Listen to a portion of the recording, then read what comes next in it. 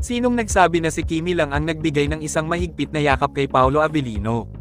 Ito nga ay ang labis na kinakilig ng mga Kim Pao fans and supporters nang si Paolo Avellino mismo ang nagbigay ng isang yakap para kay Kimi.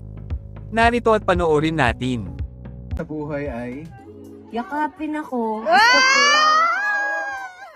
Yakapin mo. Ako kanina pa eh. Saka narinig ko na naghahanap ka pa ng cute.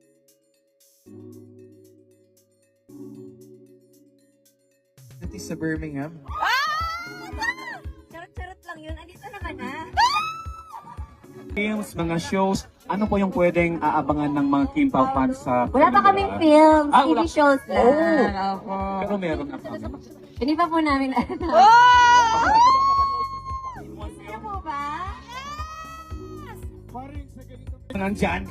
Ay, Ganun talaga, official tayo dito. Ready Yes. sila. So we'll face, So we'll face there, Kim we'll face Pao. to the side.